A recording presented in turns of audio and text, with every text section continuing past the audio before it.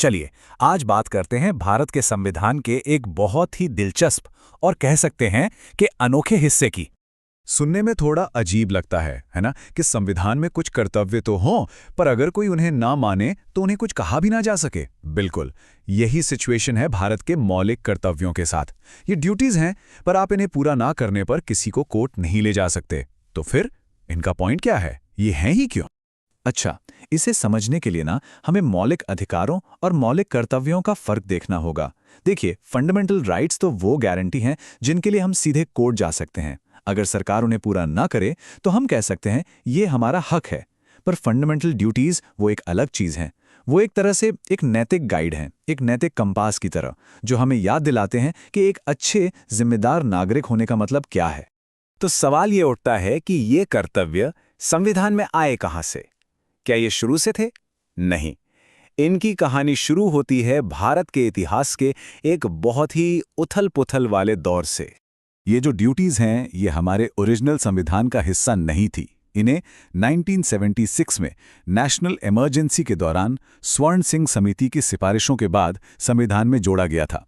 मतलब एक बहुत ही पॉलिटिकली चार्ज माहौल में ये आए थे। और यहाँ एक इंटरेस्टिंग बात है, स्वर्ण सिंह कमेटी ने असल में सिर्फ 8 ड्यूटीज की ही सिफारिश की थी, सिर्फ 8। पर क्या हुआ, सरकार ने सिर्फ 8 को नहीं माना। उस समय की सरकार ने आइडिया तो ले लिया, लेकिन उसे अपने हिसाब से लागू किया और 8 की जगह संविधान में कुल 10 कर्तव्य जोड़े गए। और ये जो आइडिया था, ये उस वक्त के सोवियत संघ यानी यूएसएसआर के संविधान से प्रेरित था, जहां नागरिकों के अधिकारों और कर्तव्यों को एक ही तराजू में तौला जाता था। तो चलिए अब सीधे इन ड्यूटीज पर आते हैं। आखिर ये हैं क्या? ये नागरिकों से क्या करने को कहते हैं? पहला जो सेट है वो राष्ट्र के प्रति हमारे कर्तव्यों की बात करता है, जैसे कि संविधान का पालन करना, हमारे राष्ट्रीय ध्वज और राष्ट्रगान का सम्मान करना, हमारे स्वतंत्रता संग्राम के जो महान आदर्श थे उन्हें दिल में संजोए रखना, और हाँ, देश की संप्रभुता, एकता और अखंडता को बनाए रखना। ये एकदम कोर देशभक्ति वाले कर्तव्य हैं। इसके बाद बात आती है समाज और हमारी विरासत के प्रति कर्तव्यों की। मतलब सभी के बीच भाईचारे की भावना को बढ़ावा देना, हमारी जो मिलीजुली संस्कृति है उसकी कद्र करना, अपने पर्यावरण, जंगल, नदियां, झीलें, इनकी रक्षा करना, और पब्लिक प्रॉपर्टी को नुकसान न पहुंचाना और हिंसा से दूर रहना। ये हमें याद दिलाते हैं कि हम अकेले नहीं, एक समाज का हिस्सा हैं। और फिर आते हैं वो कर्तव्य जो व्यक्तिगत और सामूहिक विकास की बात करते हैं, जैसे वैज्ञानिक सोच को बढ़ावा देना, हर क्षेत्र में बेहतर से बेहतर करने की कोशिश करना। और एक जो सबसे ज़रूरी है, जो बाद में 2002 में जोड़ा गया, वो ये कि हर माता पिता या गार्जियन की ये ड्यूटी है कि वो अपने 6 से 14 साल के बच्चों को शिक्षा के मौके दें। तो अब हम वापस उसी सवाल पर आते हैं जहां से हमने शुरू किया था। अगर ये सब ड्यूटीज इतनी ज़रूरी हैं, इतनी महान है, तो फिर इन्हें कानूनी तौर पर लागू क्यों नहीं किया जाता? सज़ा क्यों नहीं मिलती इन्हें ना मानने पर? इसका जवाब एक कानूनी शब्द में छिपा है, गैर न्यायोचित। इसका सीधा सा मतलब है कि आप कोर्ट में जाकर ये नहीं कह सकते कि फला आदमी ने अपनी ये मौलिक ड्यूटी पूरी नहीं की, इसलिए इसे सजा दो। जैसे मान लीजिए किसी ने वैज्ञानिक सोच नहीं अपनाई, तो आप उसे इस बात के लिए कोर्ट नहीं ले जा सकते। ये राइट्स की तरह नहीं है। तो क्या इसका मतलब ये है कि इन कर्तव्यों का कोई कानूनी वजन है ही नहीं? क्या ये सिर्फ कागज पर लिखी अच्छी बातें हैं? नहीं, कहानी में एक ट्विस्ट है। देखिए, 1999 में बनी वर्मा कमेटी ने एक बहुत ही दिलचस्प बात सामने रखी। उन्होंने कहा कि भले ही आप सीधे तौर पर फंडामेंटल ड्यूटी के उल्लंघन के लिए केस नहीं कर सकते, पर कई ड्यूटीज को लागू करने के लिए पहले से ही हमारे पास दूसरे कानून मौजूद हैं। और ये एक बहुत ही ज़बरदस्त पॉइंट है। मतलब समझिए, आप पर सीधे आर्टिकल 51A जो फंडामेंटल ड्यूटीज़ का आर्टिकल है उसके तहत मुकदमा नहीं चलेगा, लेकिन अगर आपका कोई काम किसी ड्यूटी का उल्लंघन करता है तो बहुत चांस है कि वो किसी और कानून के तहत भी अपराध हो, जैसे राष्ट्रीय ध्वज का अपमान करना। इसके लिए prevention of insults to national honour act है, या फिर पर्यावरण को नुकसान पहुंचाना, उसके लिए वाइल्ड लाइफ प्रोटेक्शन एक्ट जैसे कई कानून हैं। तो ये एक तरह से इनडायरेक्ट एनफोर्समेंट है।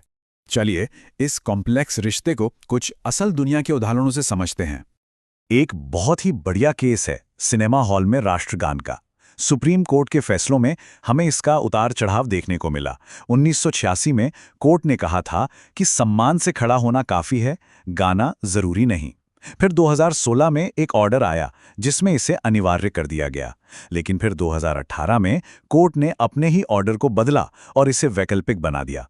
ये पूरा मामला दिखाता है कि कोर्ट कैसे सम्मान के कर्तव्य को व्यक्तिगत आज़ादी के साथ बैलेंस करने की कोशिश कर रहा है। और दूसरा उदाहरण तो और भी कमाल का है, शिक्षा का अधिकार। देखिए, 86वें संशोधन ने एक ही तीर से दो निशाने लगाए। एक तरफ इसने माता-पिता या गार्डियन के लिए एक फंडामेंटल ड्यूटी बनाई कि वे बच्चों को शिक्षा के अवसर दें, और ठीक उसी वक्त 6 से 14 साल के बच्चों के लिए इसे एक फंडामेंटल राइट यानी मौलिक अधिकार भी बना दिया।